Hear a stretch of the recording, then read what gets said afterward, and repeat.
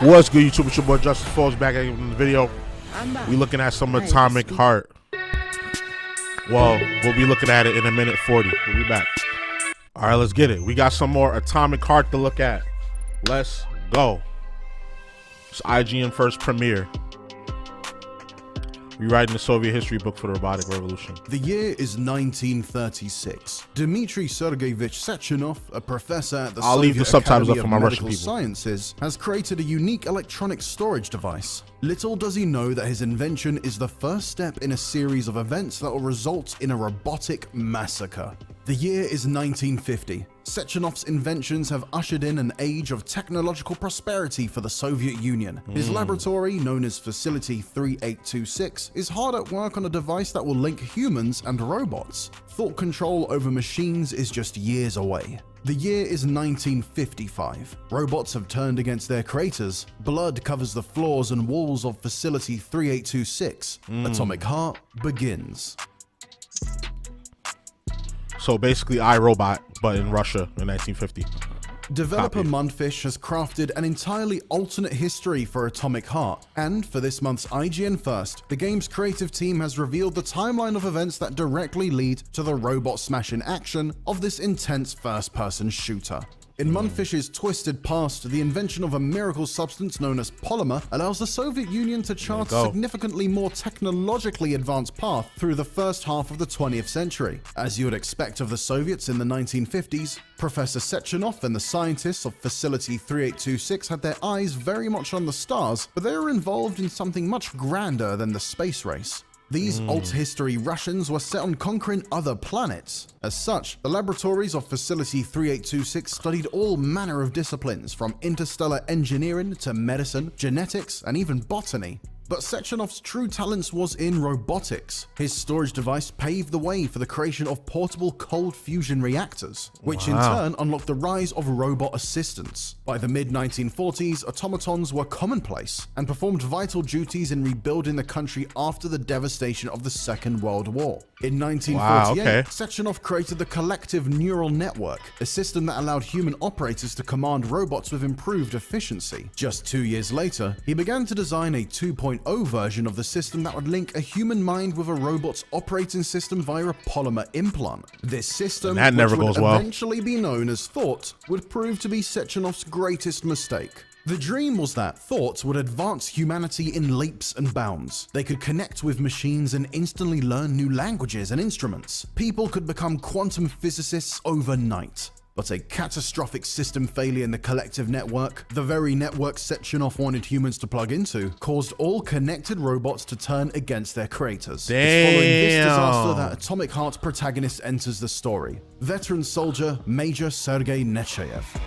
Sheesh. So it's getting real in the field out here. Nechayev, better known as P3, is Professor Sechenov's personal agent and has been called upon to find and eliminate the cause of the system failure. Right now, the disaster is confined to the halls and laboratories of Facility 3826, which itself is located in the Kazakhstan mountains, far from regular society. It's P3's job to contain the disaster and prevent it from spreading further. Thankfully, his body is augmented with a serious amount of tech. A metal skeleton makes him almost as hardy as his droid opponents, and a variety of polymer combat implants enhance his deadly skills. If you've seen any gameplay from Atomic Heart, you'll know that playing as P3 looks like an absolute violent riot. Agent P3's quest will see him exploring the many different complexes that make up Facility 3826. While Atomic Heart takes place in just this single location, its multiple districts are visually distinct and designed to tell the facility's main stories. The Chelmy complex, for instance, is made up of futuristic architecture that reflects the needs of its research team and stands in stark contrast to the small rural villages that surround the facility. I like that. Mundfish also promises variety in areas depending on their purpose. The theater complex, built for use by not just scientists but local civilians, provides a very different area to explore than the robotic engineering labs that lie underground. On your journey, you'll also come across various monuments and memorials, paying testament in grand fashion to past breakthroughs and lost geniuses. Mundfish notes that there's an air of a utopian future, particularly in the more open locations and the entrance of Facility 3826. But the developer promises that the deeper into the complexes you explore, the more sinister things become. Oh yeah, that's what we waiting for. We waiting for the shenanigans. The shenanigans. The machines may be the most immediate source of danger, but P3 will need to navigate the politics and philosophies of Facility 3826's upper management if he's to find the hidden truth behind the disaster. Right at the top of the hierarchy is, of course, Professor Sechenov himself, a man with a utopian attitude. He hopes to unite humanity and pave a route to the stars with his team's discoveries. He is defended by two unique bodyguard robots known as the Twins, elegant mechanical ballerinas equipped with the latest deadly technology. The Sechenov surrounded himself with similarly talented scientists. As Atomic Heart's story progresses, you'll meet Larissa Filatova, a neurosurgeon and former assistant to Sechenov. Filatova has humanist philosophies, and Mundfish promises she holds some interesting personal motives regarding the collective system failure. We'll also come into contact with Sechenov's second-in-command, Deputy Director Michael Stockhausen, a gifted German doctor known for his cunning and phenomenal memory. He quickly rose through the ranks of the facility thanks to his administrative talent. Mundfish says that the web of connections to the collective system failure runs deep, with representatives of not only the facility being involved, but also the USSR itself. P3 is in over his head in a situation that seems to promise as much narrative intrigue as it does challenging shootouts. If you enjoyed this, then make sure to check out our boss fight gameplay video, and make sure to stick with IGN this month for even more exclusive Atomic Heart coverage. Okay, that was dope. So let me pause it before it cuts off. So that was dope. So I love the lore here. I love the reinventing of the wheel here of Russian history. It looks like this is gonna have a pretty deep story.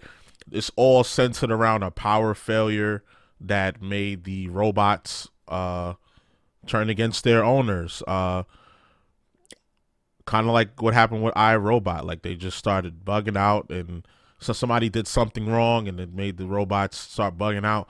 And no, actually, I think the robots in iRobot became self-aware. Correct me if I'm wrong. They became self-aware, and they just started wilding and said, "Nah, you guys are obsolete. We don't need you anymore."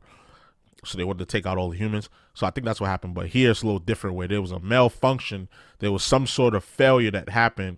You know, they had robots working alongside human beings, but there was some type of failure in the system that brings it all together. That made the robots start bugging out. So I think that's a cool concept, and just watching this video, it made me want to play the game more, because I want to get to the bottom of this. I want to see why these robots started bugging out and doing their own thing. Like, how did the failure happen, and how was the system run, and who did it, and why did they do it? What were their intentions? You know, that's going to be interesting to find out. This game releases on February 21st or the 22nd. I forget which day. But I'm definitely gonna be copying it when it comes out. So, but y'all let me know what y'all think about the game. Do you think this game is worth checking out? Are you gonna wait till it's on sale? I'm gonna copy it day one. I'm gonna play it because this game is really interesting to me. Before then, I'll have all of my other videos up for the other games I keep telling y'all I'm gonna play, but I haven't posted on the channel yet. But yeah, let me know what y'all think in the comments. Let's have a little discussion here. Once again, shout out to my Russian people. Every time I post an Atomic Heart video, you guys come down in the comments, show me love. Appreciate y'all. That's why I left the subtitles up for y'all, for whoever y'all English is not really like that up to par, or you just prefer to read it in your native language. So, but y'all already know the vibes. Like, comment, subscribe, all that good stuff.